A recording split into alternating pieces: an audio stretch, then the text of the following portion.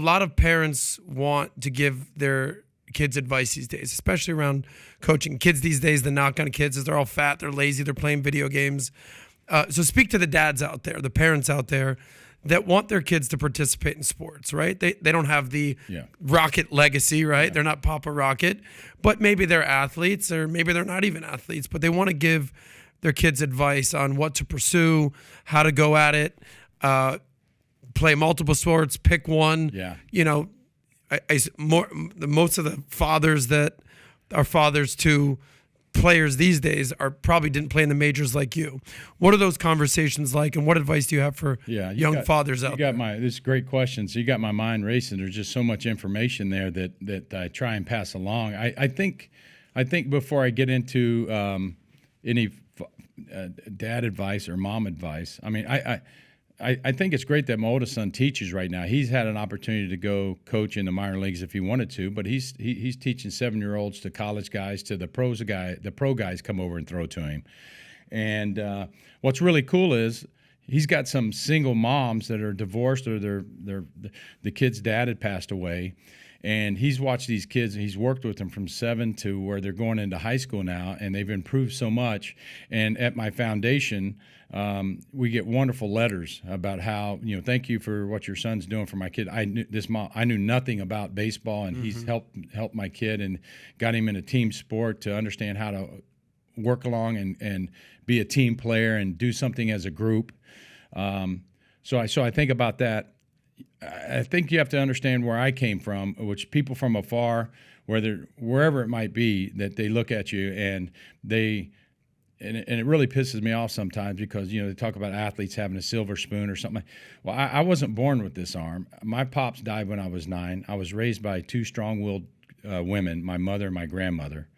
And just like my grandmother grabbed me, she said, "If you're going to be a ditch digger, you be the best damn ditch digger in the country."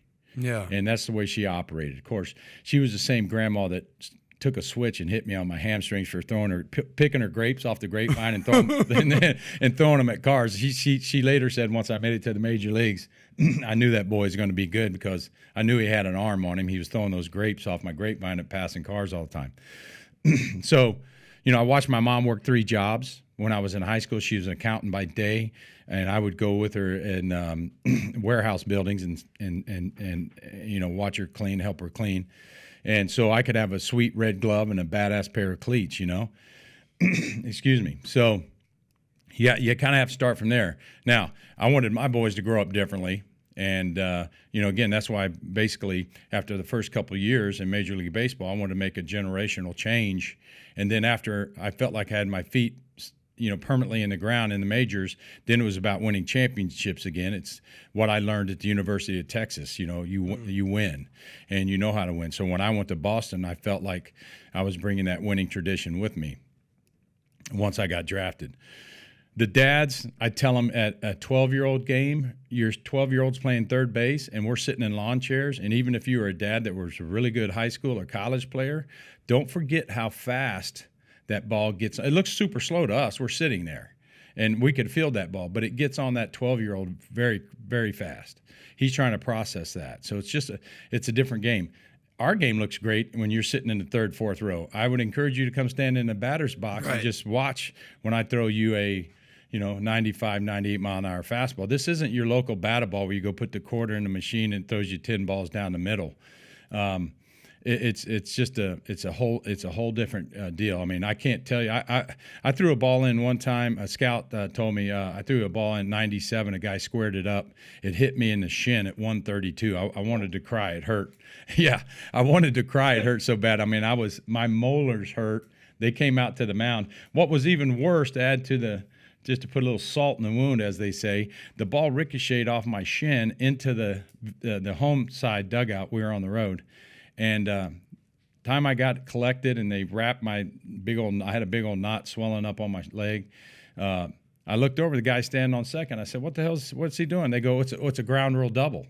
It hit you, it hit you and bounced to the dugout. Guy gets second base. I was like, are you kidding me? Yeah, thanks a lot. Yeah, thanks. One leg now. Take second. Yeah.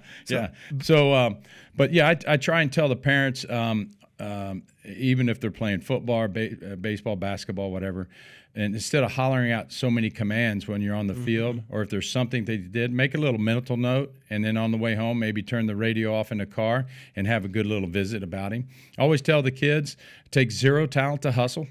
That you have no talent. We have a children's wing at home in Houston. There's a couple kids down there with the missing a hand and a leg. They would love nothing more to stand in the batter's box, take a full swing, and hit a comebacker to the pitcher and fly down first base, chalk coming off their cleats, flying, and they'll never get the opportunity to do that. Perspective, gratitude. So that's it. So it takes zero talent to hustle. I have no problem from a 8-year-old to one of my big league guys making a physical mistake. I love him laying out, trying to lay out for a ball, whatever that might be. Obviously not forgetting how many outs there are or what you're supposed to do there. So I think, sports is a great outlet. I mean, I like that, but I also like the business side of everything too. We look at that a lot. My boys are, definitely into that.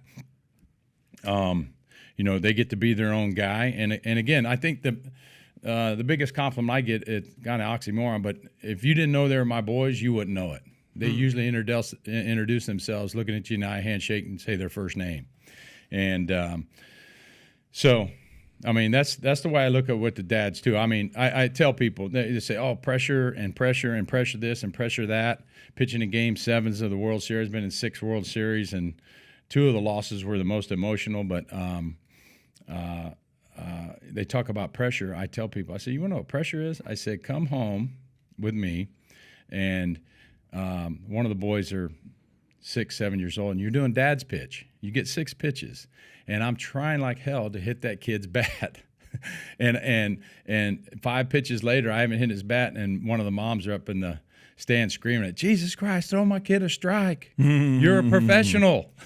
Yeah. And I'm like, oh my gosh, I got to throw, I said, that's pressure. I mean, you got to. You literally did that. So you would go to and then you would be pitching to kids. So like Cody, I got pictures of Cody when he was standing next to me in the dad's circle. You throw the ball off, the kid hits you, you got to run off the field as the dad, and they go crazy. And so I get done pitching to our guys, and I'm walking off. The opposing coach comes, said, Rocket, my kids, everybody know, will you throw to our team too? I'm like, oh my gosh. How old are the kids, by the way? Probably 6, 7. Okay. Yeah. So you just beating that little kid right in the chest. You're not supposed to have 12 Toughen up, kid. You're not supposed to have 12 punch outs in dad's pitch. You know what I'm saying? I'm not supposed to strike out 12 guys in dad's pitch. I'm trying to hit their bats. Competitive nature is going to take over at some point. Sorry, kid. So, I mean, that's and your question is spot on. There'll be this off season or whatever, we'll go to a couple of these games with the grand boys, and I'll have to call a couple dads or a coach over and go, guys. Yeah. My boys and even me, I said, do you remember any trophies that you won up to 12 years old? No. I said, let's keep your boys healthy, because I do a thing with Dr. James Andrews at Andrews Institute, Pensacola. We developed a shoulder program for pitchers. And the most famous surgeon, yeah, of course. He said he's done more Tommy Johns on 15-year-olds. And on 15-year-olds? 15-year-old wow. boys, yeah. He's encouraging them to play other sports, set the ball down, maybe play another sport. And but I preach to the high school guys. I'll go there and watch them throw, and the trainer comes over, and the guy pitches like 4 inning high school guys, a junior, senior in high school, and they'll put the ice on the kid's elbow with the wrap, and they'll wrap it. And the next thing you know, he's sitting in the dugout for an hour, and you got a nerve in there. You don't want to ice. If you're a lot of the guys don't ice anymore. We did it all the time, and ice agrees with me. I got an ice tank. There's no way I would have pitched until I was 45 years old without my body agreeing to ice. So, I think this advice. So Pat's got 4 kids, 2 boys. They're playing sports. I played college football. I was a basketball player as well. I had a little game, but I had the most contentious relationship with my father ever. Okay, you talk about the dad that's on the sidelines yelling, screaming, hollering. It just it doesn't help. B, it's embarrassing, right? Yeah. And C, it's like, what are we doing here? We're in front of everybody. It's just not a good look for the family. And I feel like a lot of fathers don't know how to handle, they're watching their son in the game, right? Mothers are always going to be cheering and protective of their kid, but because more than anything, you bond with your kids as a father and son, sports, wrestling, you wrestle with your kids all the time. It's different with a mother. Mother, you're hugging, it's kissing, it's more affectionate. But for you to be the guy that's like, no, take it down a notch. Like how do you operate when you're in the stands? Even when they were younger, were you hooting and hollering and yelling? Were you just kind of quiet and stoic? Yeah, I mean, how do you handle it? Everybody else is doing the cheering. I kind of get stoic. I'm watching how they're breaking. The boys always say, Dad, I hit the home run. They showed you in the seats, and you weren't even class. I said, because I was kind of locked. I'm trying to watch this pitcher, how he's breaking you down. I'm really focusing on the catcher because I know he's calling the game against you. So I'm looking for patterns, But you clap and react, and then there's some other times where I'm amazed that this guy even pitched to you in this situation. I mean, Cody, when he was at Texas his last year, he put the team on his back and carried the team, and again. I think I could take either one of you two with me to that clubhouse, and you guys could cover the analytics part, the sports part a little bit, because like you said, you played, and Pat, same thing with with the kids and what he's doing here, and then even cover as what I think is most important, even with some of these guys, the business part of it and what happens off the field, which is even more important to me when they come through that door. That they have their family stuff in order. We all have the same. We all have the same. I would say I don't want to call them problems, issues. It doesn't matter how much money you make. Right. You still could have a girlfriend issue coming in the ballpark when you're on the mound in a massive a must-win game for us, and you got to, as soon as you get out of your car in a player's parking lot, you got to turn that off. Because now it's your second family, and this is what makes the world go round. So I can't tell you how many players that I wasn't a babysitter for them, but I would just be like reaffirm. No, it's not a big deal right now. Just focus here. Get focused on what you need to do here, because once this game starts, stuff's going to be happening fast. And then I need to hear you tell me that the game is slowed down. That tells me that you've been practicing perfect. You're doing quality work. We don't need quantity. You do quality work. Now, if you're having trouble with your breaking ball, your release point, got a pitcher. My pitching coaches are my eyes. Here's what whether it's been a rookie pitching coach or a veteran, here's my 3 hot points. I want to feel tall. I want to keep my chin down. I don't want to drift, and I want to stay back, because in a big game, you're trying to hurry. Just like a golfer. Golfer swings, you try and get up front, you're hitting a slice.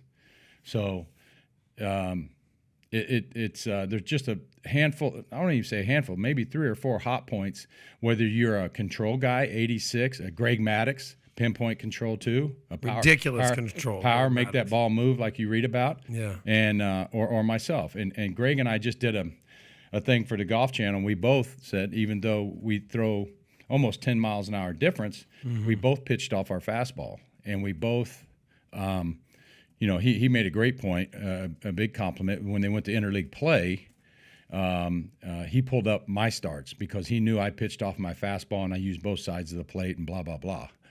So if you like this clip and you want to watch another one, click right here. And if you want to watch the entire podcast, click right here.